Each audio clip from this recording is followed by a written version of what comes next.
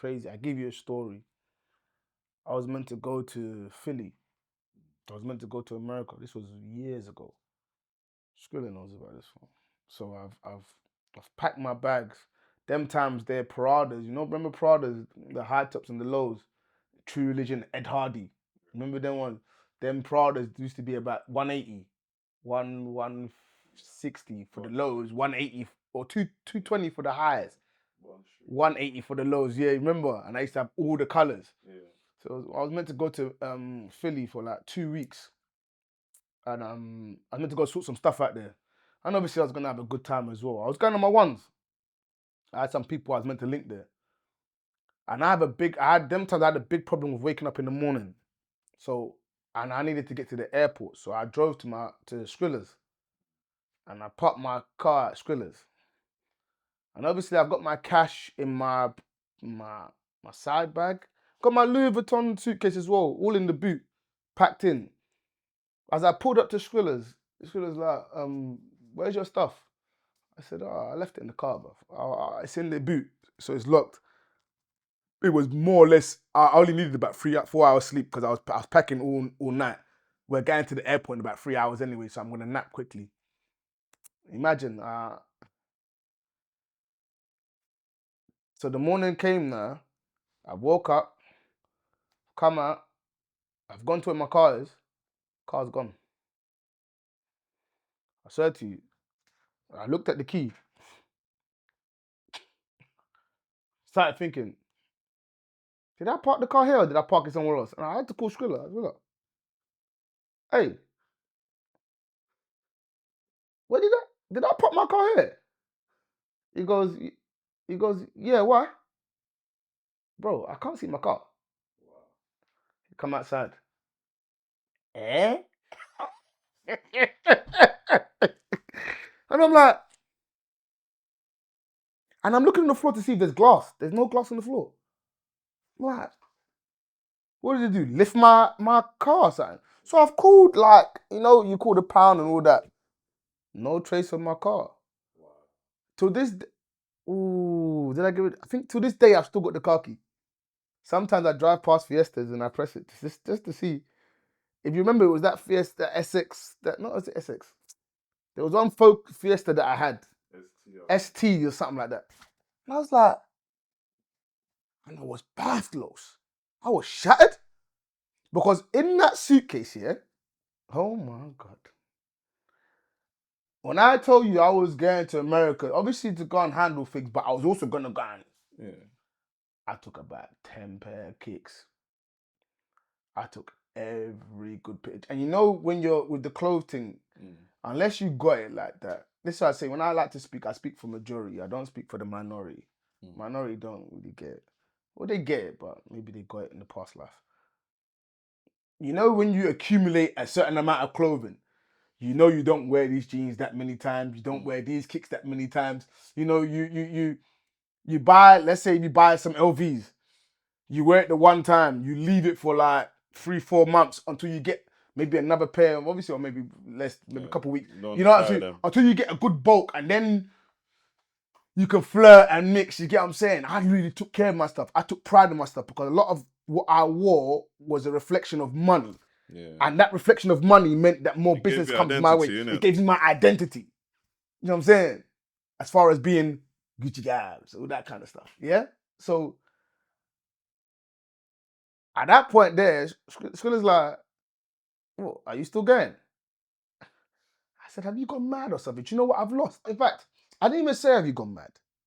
You got to give them the look. Like, Skrilla just asked me. I had to give him the, have you gone mad? Go where? Even if I was to go, what am I going to wear? And I, at that point, it proper hit me. All of my clothes were in, and the ST at the time was about what? $3,000, $2,000. The suitcase alone was God knows. Serious L, yeah. It was more expensive than the car. All the clothes in it. I said, oh my gosh, we're talking about over a year's worth of accumulation of good bits. Loads, I even bought extra bits tagged. So yeah, the car's gone. The car's gone. So I'm like, and now it hit me. All of my best clothes are in there. Skrilla dropped me home. Imagine as he dropped me home, yeah. You know when your stomach is turning before you go in the house? My stomach is turning me mad because all I can picture in my wardrobe is maybe 1 or 2 clothes left. And in my heart, I'm like, if I had to go and buy all of this again on a one-off, You ain't got no money, you're broke. clothes, last, it's gonna cost me at least 15 bags. It was so much. I can't even to process to get all that back again. I thought, no, my head was gone. So boom, later on, I spoke to one of my brethren that was in America. He's like, why didn't you come? I said, bruv, believe my car went and my suitcase went. He thought I was lying.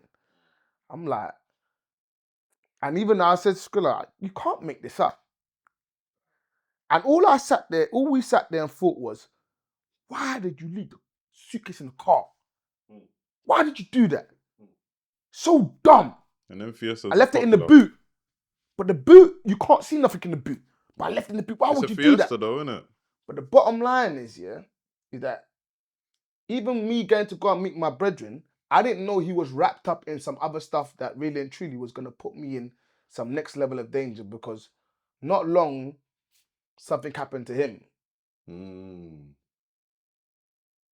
Now, we could turn around and say, I'm a fool for leaving the suitcase in the boot. But let me not lie to you. I've traveled many times and left my suitcase in the boot. That's never happened. Now, we can look at that as a negative experience based on the fact that your car got stolen, or we can look at the positives behind that. Let's just say that I put my suitcase in the house and he did drop me to the airport. And something happened to me when I got there. Based on the fact that my man got licked. Who I'm meant to be meeting to do. Also, some of the, one of the girls that was there that I know was having boyfriend problems as well. And I'm supposed to be going to go and meet her to go and sort out some money stuff as well. And she doesn't tell him about who I am because he's the jealous type. Not knowing that he smacked her up several times. Like, smacked her up. But she didn't tell me. Let's just say I'm in her house and we're discussing certain things and doing certain things. And he comes in.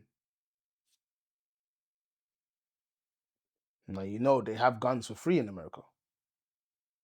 Let's just say I met my brethren who 2 weeks later got licked in the shoulder. Let's just say I met him and I was walking with him to go and finish some of the stuff that we're doing and go have a good time, not knowing he's up block.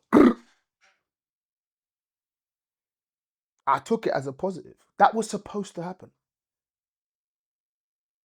My faith tells me that God made sure that I put my suitcase in that thing because God also knew that if my car went, but my suitcase was in the house, I still Make your way to would the have gone airport. to the airport.